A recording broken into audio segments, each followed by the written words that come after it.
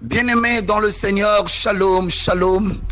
Que le Seigneur vous bénisse, car la parole de l'Éternel déclare du lever jusqu'à son coucher, que le nom de l'Éternel Dieu soit célébré. Et la Bible déclare que les bontés de l'Éternel ne sont jamais épuisées, ses compassions ne seront jamais à leur terme, elles se renouvellent chaque matin dans la vie de son peuple. Prions encore avec le fondement de la vie spirituelle dans le christianisme. Père céleste, au nom de Jésus, je te loue, je te glorifie. Merci Seigneur Jésus-Christ. Louange à toi Saint-Esprit, le communicateur indispensable de la grâce. Moi, je suis un esprit ayant une âme qui habite dans un corps.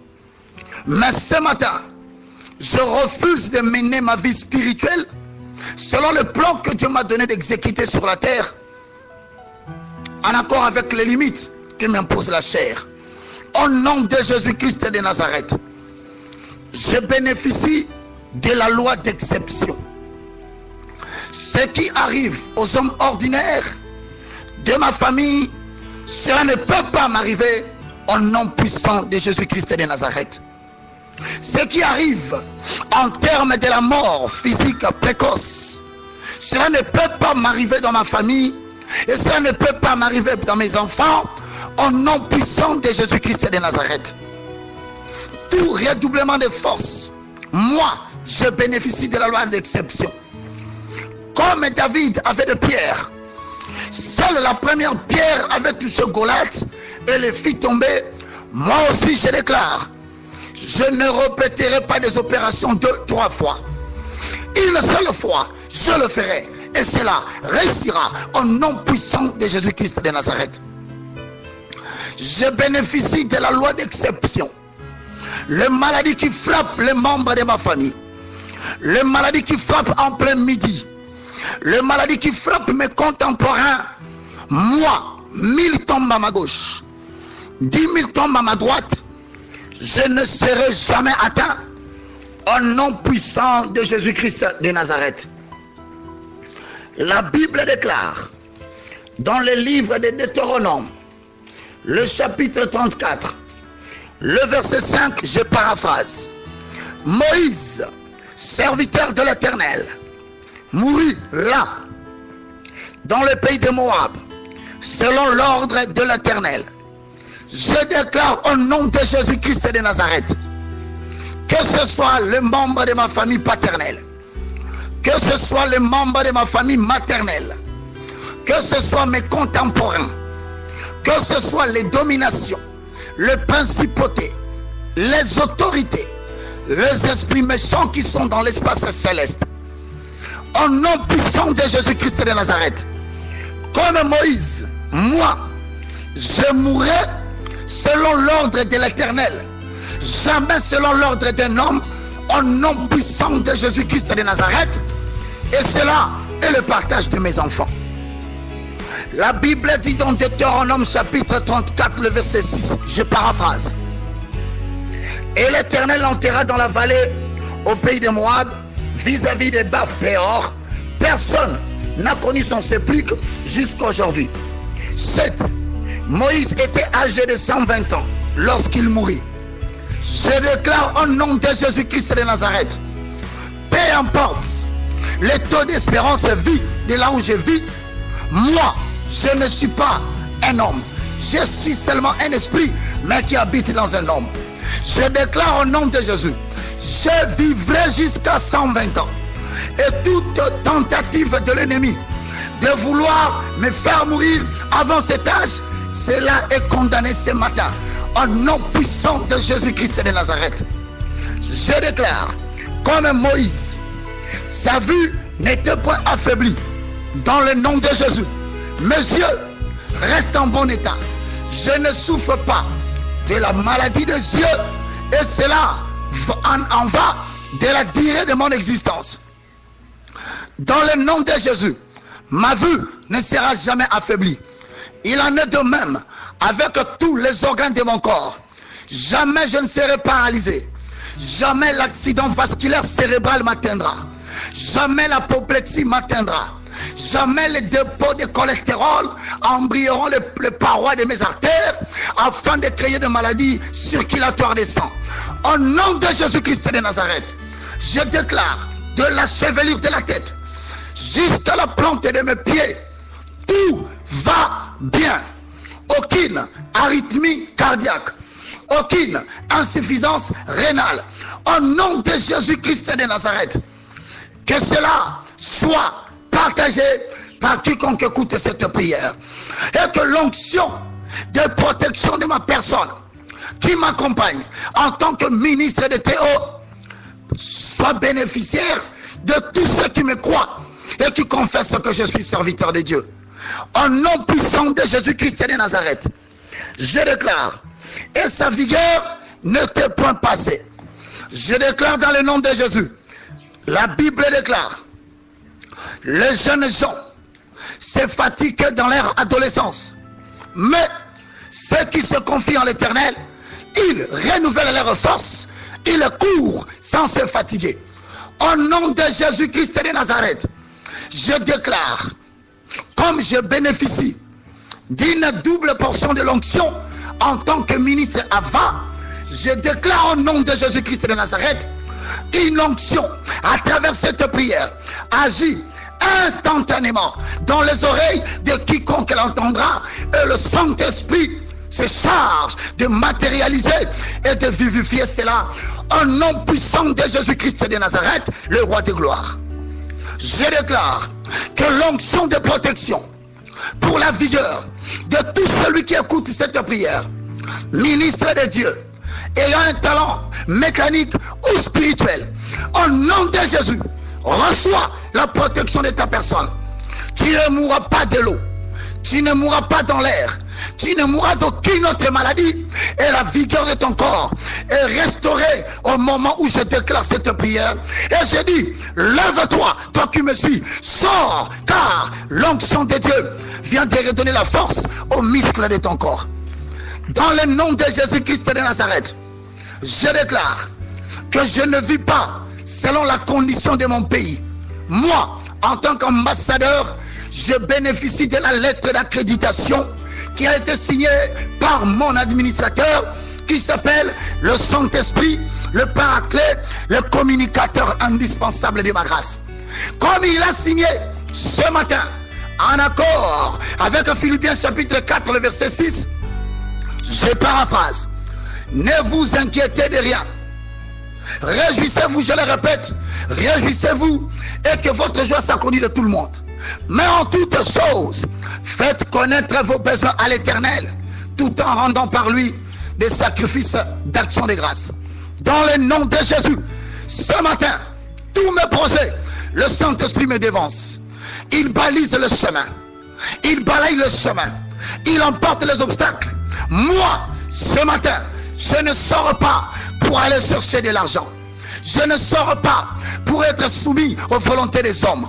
Ce que je déclare, comme dans Genèse chapitre 24, Rebecca, fils de Pétuel, elle était sortie pas pour chercher un mari, elle était sortie à la rencontre de son époux. Bien-aimés dans le Seigneur, shalom, shalom. Que le Seigneur vous bénisse, car la parole de l'Éternel déclare, du lever jusqu'à son coucher, que le nom de l'Éternel Dieu soit célébré. Et la Bible déclare que les bontés de l'Éternel ne sont jamais épuisées, ses compassions ne seront jamais à leur terme, elles se renouvellent chaque matin dans la vie de son peuple. Prions encore avec le fondement de la vie spirituelle dans le christianisme. Père céleste, au nom de Jésus, je te loue, je te glorifie. Merci Seigneur Jésus-Christ.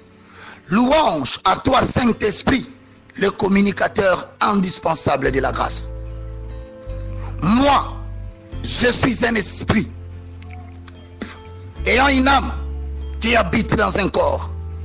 Mais ce matin, je refuse de mener ma vie spirituelle selon le plan que Dieu m'a donné d'exécuter sur la terre, en accord avec les limites que m'impose la chair. Au nom de Jésus-Christ de Nazareth, je bénéficie de la loi d'exception. Ce qui arrive aux hommes ordinaires de ma famille, cela ne peut pas m'arriver. Jésus-Christ de Nazareth, bien-aimés dans le Seigneur, nous vous saluons dans le précieux nom de Jésus-Christ de Nazareth.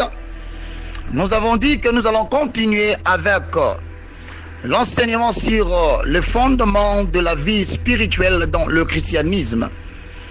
Nous sommes partis sur base de 3 références bibliques. Nous avons lu avec vous le livre de Psaumes au chapitre 11, le verset 3, je paraphrase. Quand les fondements sont renversés, le juste, que fera-t-il? Et c'est là en accord avec Psaume, le chapitre 82, le verset 5 au verset 7, je déclare.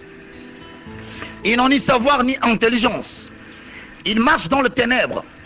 Tous les fondements de la terre sont ébranlés. J'avais dit, vous êtes des dieux. Vous êtes tous le Fils du Très-Haut. Cependant, vous mourrez comme des hommes. Vous tomberez comme un prince quelconque.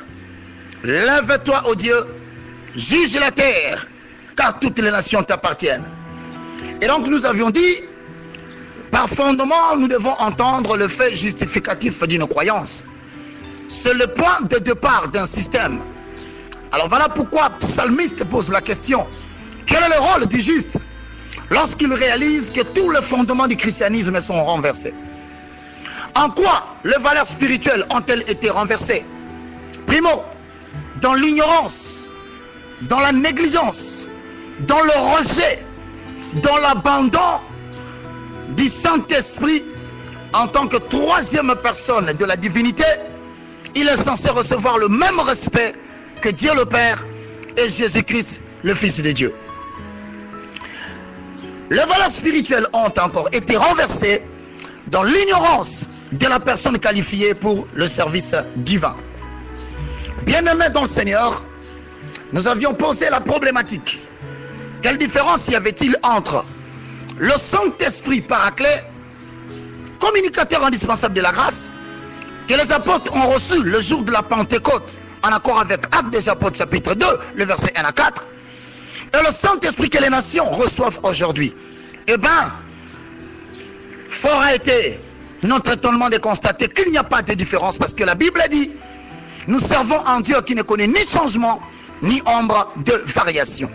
Alors, ensemble avec vous, nous allons aujourd'hui aborder que faut-il faire pour le seul Saint-Esprit prendre contrôle au travers de notre homme esprit, afin que l'homme âme reçoive les signaux et qu'il en reçoive la compréhension intellectuelle et que le corps devienne le canal d'exécution.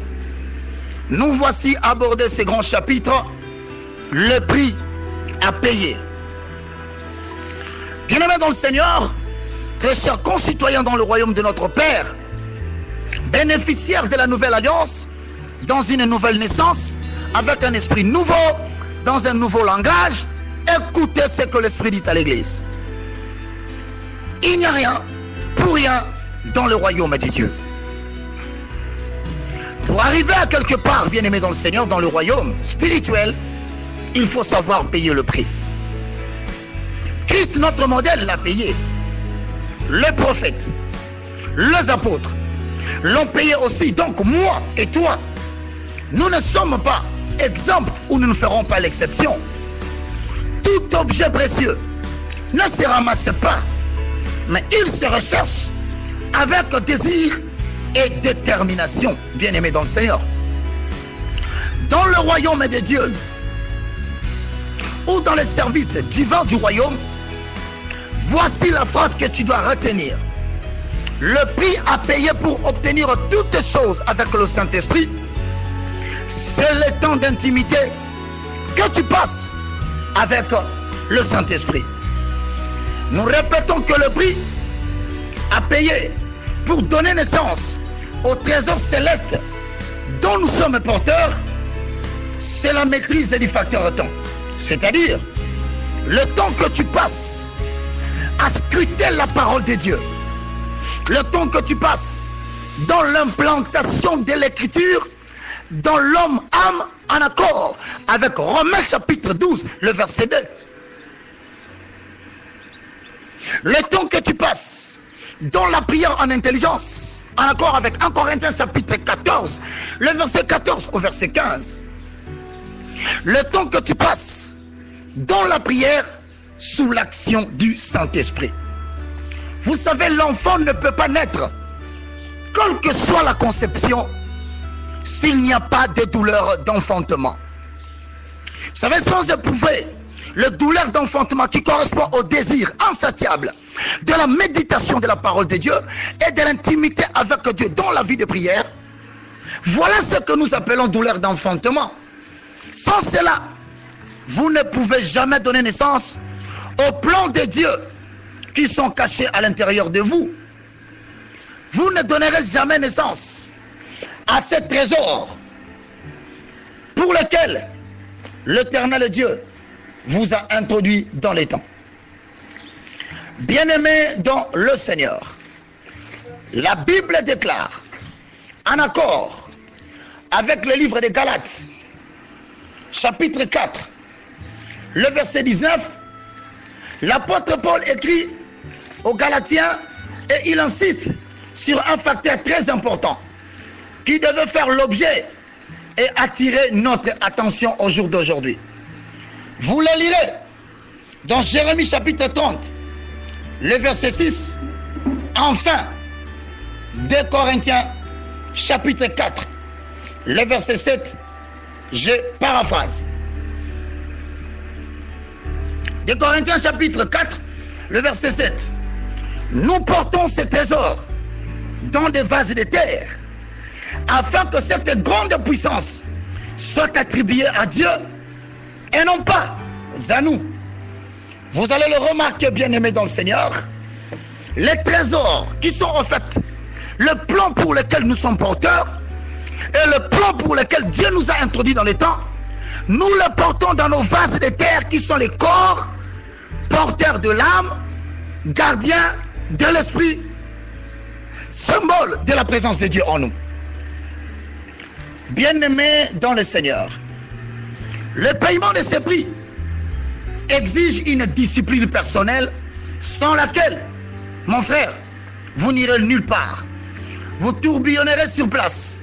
Vous multiplierez des années de fréquentation de l'église, mais cela ne produira rien, car la naissance de ces trésors ne repose pas sur une religion superficielle ou superfétatoire.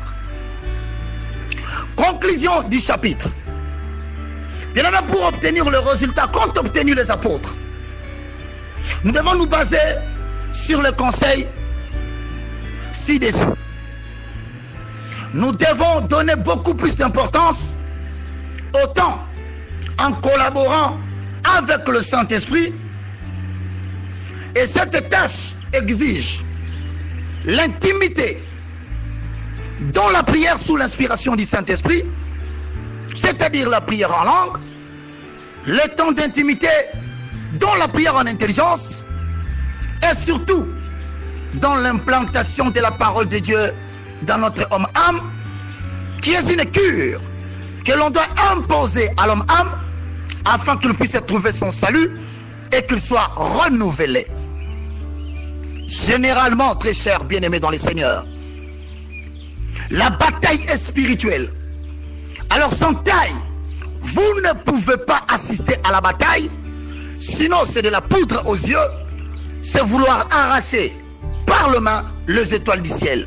Conséquence, honte publique, mort physique précoce, redoublement d'efforts, morsure du serpent. Sans le Saint-Esprit, mes frères, il est impossible de voir la gloire de Dieu dans notre leadership. Pour la simple raison que nous serons dans le domaine de la conception de projets et nous ne serons jamais dans le domaine de la perception des plans de Dieu. Dans le royaume de Dieu, on ne fonctionne pas avec des conceptions de programmes, mais l'on fonctionne dans la perception des signaux divins. Or, il n'y a que le Saint-Esprit qui peut tout sonder et percevoir, étant donné que le bâton de commandement et le bâton de la continuation du pouvoir, le bâton directionnel lui a été cédé par Jésus, en accord avec Jean, chapitre 16, le verset 12 au verset 15. Je paraphrase. J'ai encore beaucoup de choses à vous dire, mais vous ne pouvez pas les porter maintenant. Quand le consolateur sera venu, l'Esprit de vérité, il vous conduira dans toute la vérité, car il ne parlera pas de lui-même, mais il dira tout ce qu'il aura entendu, et il vous annoncera les choses à venir. Il me glorifiera, parce qu'il prendra de ce qui est à moi et vous l'annoncera. Tout ce que le Père a est à moi. C'est pourquoi j'ai dit qu'il prend de ce qui est à moi et qu'il vous l'annoncera. Bien-aimés dans le Seigneur, notez cela et ne l'oubliez jamais. Cela revêt une importance capitale pour la multiplication de la production dans ce qui concerne les œuvres de Dieu pour lesquelles vous devez donner naissance. C'est le Saint-Esprit qui est l'inspirateur des Écritures. Enfin, il faut savoir que le Saint-Esprit nous a été donné pour rendre témoignage de Jésus-Christ. Et il n'est pas à cheval entre le ciel et la terre.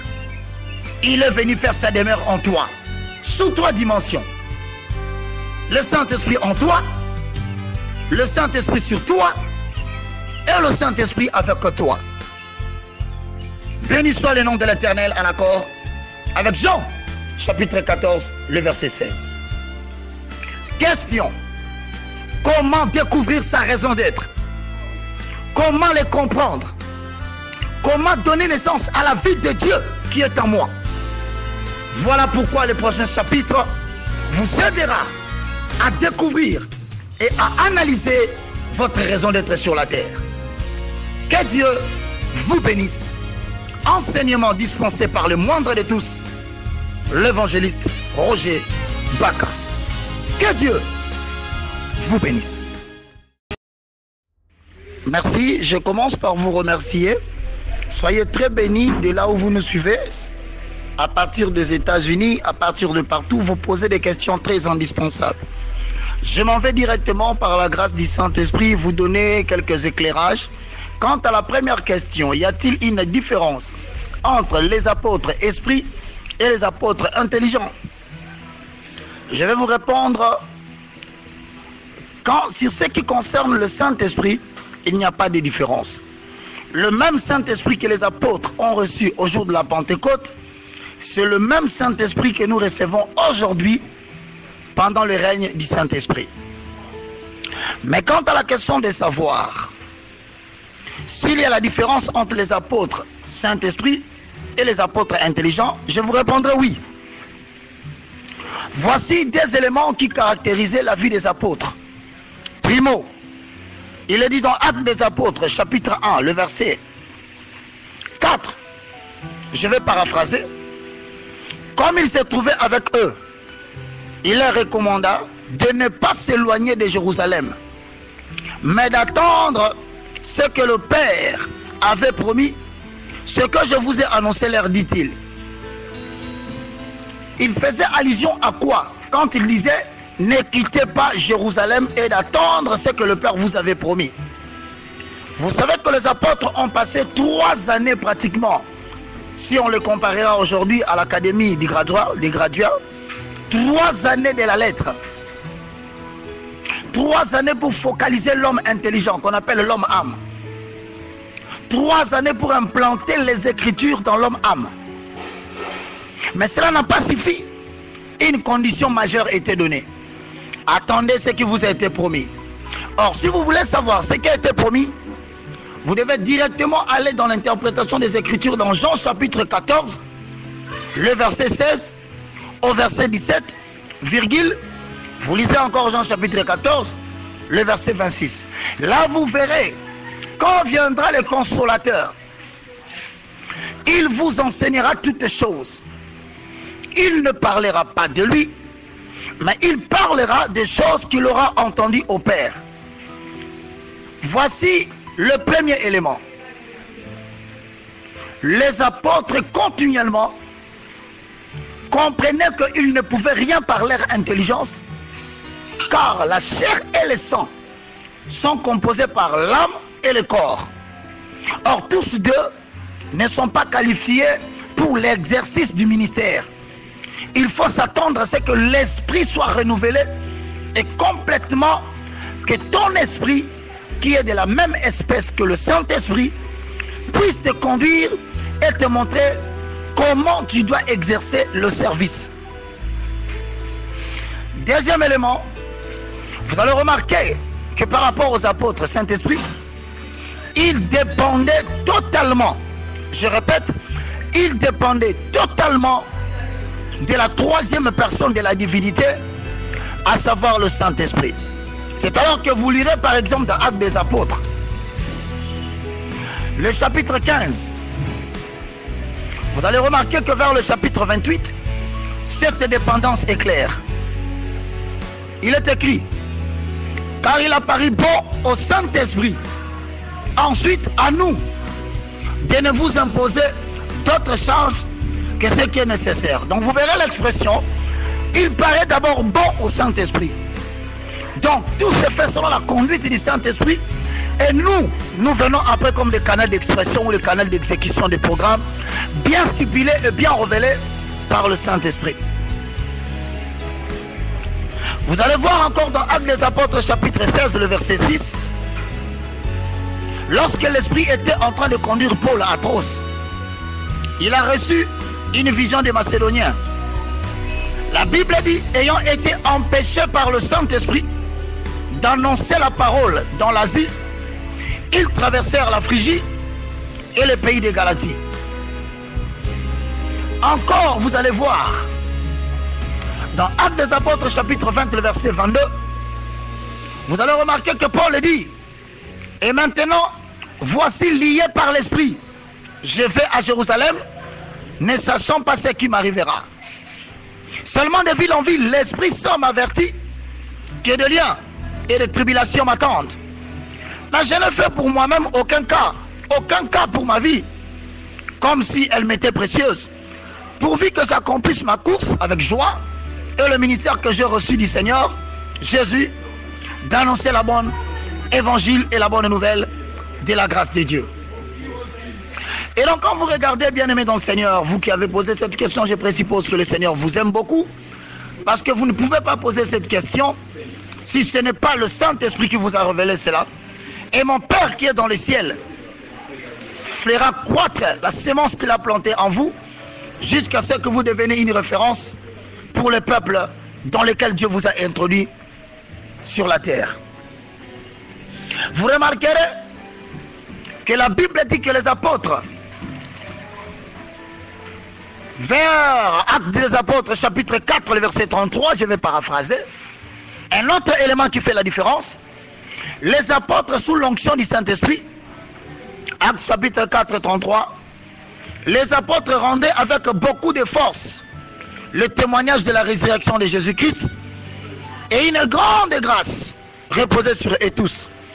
Vous allez remarquer, la Bible dit, ils rendaient témoignage non pas de eux-mêmes, mais ils rendaient témoignage de la résurrection de Jésus-Christ. Ce qui n'est pas le cas aujourd'hui. L'évangile repose sur le bien maternel. L'évangile repose sur l'abondance des biens matériels. L'évangile repose sur le bâti quotidien du royaume de la terre. Alors qu'à la différence des apôtres, l'apôtre Paul dit, lorsque je suis venu à vous, je n'ai pas voulu connaître autre chose de vous, si ce n'est le nom de Jésus-Christ et de Nazareth. Le Saint-Esprit est venu pour glorifier le nom de Jésus. Deuxième question que vous aviez posée, à laquelle je vous transmets une réponse. Nous avions tout abandonné. Nous avions laissé nos maisons, nos biens, nos femmes. Qu'allons-nous bénéficier avec toi? Quant à la question de savoir s'il faille tout abandonner pour suivre Jésus-Christ, je vous réponds, pas forcément. Parce que ce qui qualifie un apôtre pour l'exercice du ministère afin que l'impact soit manifeste dans ta vie, c'est ta capacité à tout prix et de manière continuelle, tu sais te donner de la taille spirituelle et te laisser conduire par l'Esprit de Dieu. Car Romains, chapitre 8, le verset 14 dit, ceux qui sont conduits par l'Esprit de Dieu sont appelés fils de Dieu. Et donc, la condition majeure, c'est que Dieu ne peut pas travailler avec toi si au préalable, il n'a pas travaillé en toi. Or, celui qui s'occupe du fonctionnement de notre être intérieur, afin qu'à tout prix et à tout moment, que nous puissions recevoir les signaux divins que les apôtres ont reçus de la part du Saint-Esprit. Il faut ce qu'on appelle l'équilibre et l'harmonie entre l'homme-esprit et l'homme-âme. Ça veut dire, devant les services, devant le leadership, devant des problèmes réels, devant des problèmes posés par les personnes que Dieu a mis sous votre responsabilité ou sous votre pâturage, avant de réussir le service devant eux, il faut a priori réussir le service devant Dieu en prière, en lecture et en l'implantation de la parole de Dieu à l'intérieur de votre âme. Donc je voudrais vous dire par un principe clair,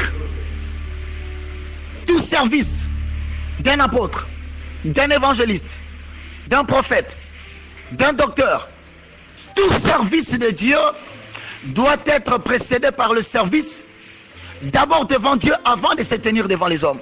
Ce qui n'est pas le cas aujourd'hui. On s'attache beaucoup plus au service précipité pour prêcher l'évangile, alors que Jérémie dit, je ne les ai pas parlé, ils ont prophétisé. Je ne les ai pas envoyés, ils ont couru. S'ils avaient assisté à mon conseil, ils auront dû faire entendre à ce peuple mes paroles, ce qui les aurait détruits, non pas seulement physiquement, mais ce qui les aurait conduits à mettre en pratique ma parole et les aider à se détourner de leur mauvaise voie. Donc je peux vous dire carrément, on n'est pas au temps de monter sur les montagnes, ni sur les synagogues, ni se cacher dans les citernes. Non, le Saint-Esprit est là. Il ne faut pas qu'il soit méprisé. Il ne faut pas qu'il soit négligé. Il ne faut pas qu'il soit ignoré. Parce qu'il est censé être au même titre que Dieu le Père et Dieu le Fils. Que le Seigneur vous bénisse. Réponse donnée par le Saint-Esprit. Eh bien, utilisez l'homme Roger Baka comme messager.